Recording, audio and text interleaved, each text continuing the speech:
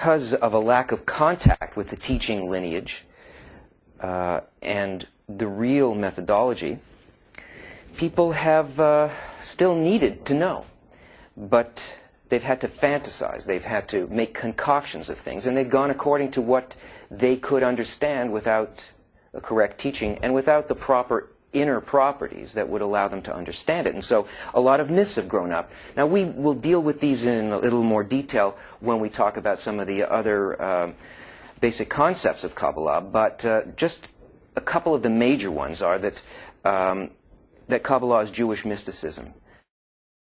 Well, it is neither a religion nor is it mysticism. Kabbalah predates religion. Religion is a phenomenon of disconnection from the upper force, of speculation and a misunderstanding of Kabbalah, even though it has a formal similarity with it.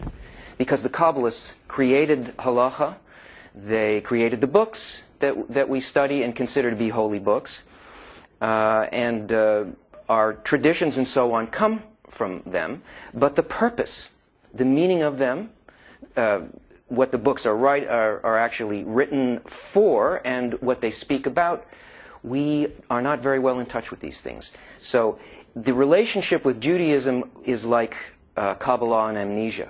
Now, as far as mysticism goes, Kabbalah is a science. It is not a mysticism. It's a way of making a direct connection with things that seem to us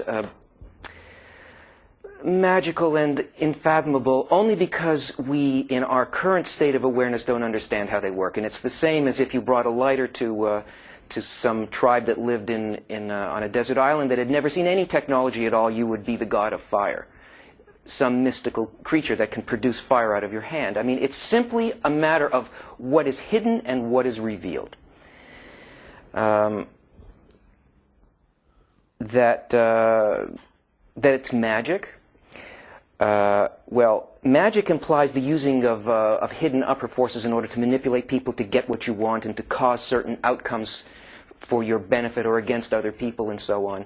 But it's impossible to make any contact with the upper forces at all unless a person changes their moral inner nature. The attainment within Kabbalah is a matter of inner transformation, and it is impossible to be in contact with the forces without that. So this simply has nothing to do with anything except somebody's vivid imagination. That only a few people are allowed to study Kabbalah, and there are conditions. The conditions being you have to be Jewish.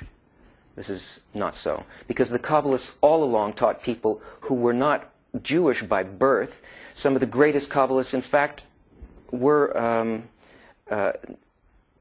Gentiles, people of other nations. Onkelos, Rabbi Akiva. The list goes on, and all Kabbalists took students who were worthy students, but not based on some kind of physical attribute, but on an inner attribute that is called Yehud or Yehud.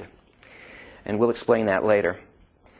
That you have to have you have to have mastered preliminary wisdom, Gemara, Mishnah, and so on before you can study Kabbalah well. If you don't understand what's written in Torah or Gemara, then you're not going to understand Kabbalah either.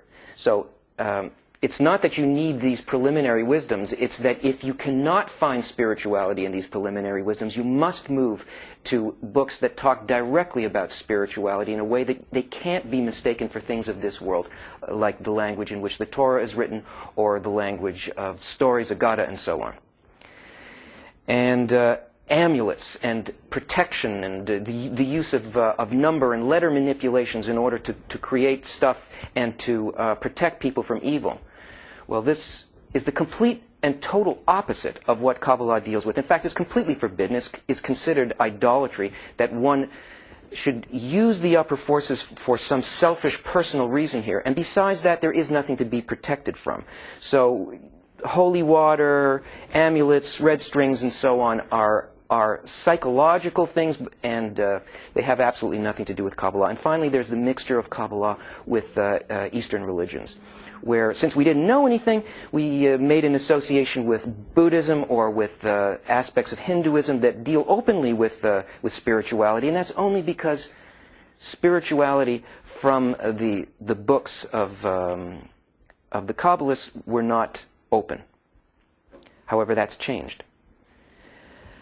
As of 1995, all books of the Kabbalah were open. The only requirement for Kabbalah to be accepted as a student and to feel and that you should feel safe and comfortable in looking at Kabbalah and seeking the thing that you need, the only requirement for becoming a student of Kabbalah is that you have a need for it. That your answers as to why things happen and to the meaning of your life and your role in it, if these things cannot be answered anywhere else, that's the requirement.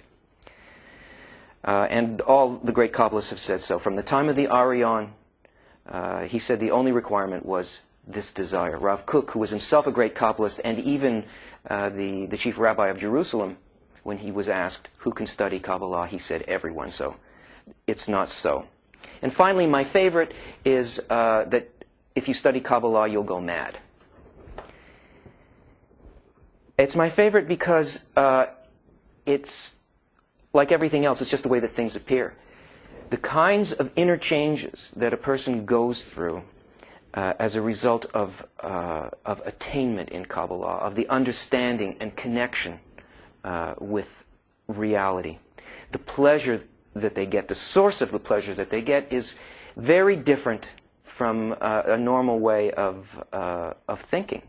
It's opposite because it is the kind of thought that exists in the spiritual world. So to somebody who has an opposite goal from spirituality, a person may appear insane. But not really. So the third reason that the Kabbalah is called a hidden science is because it deals with what is hidden from our five senses.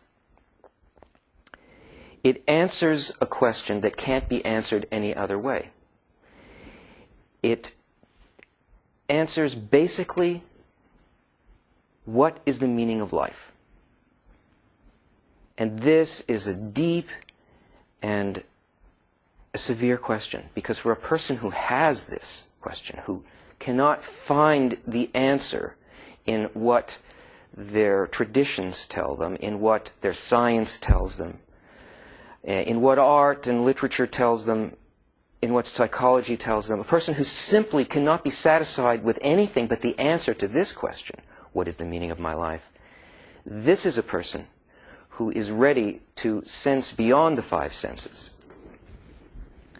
The books of Kabbalah tell us that we live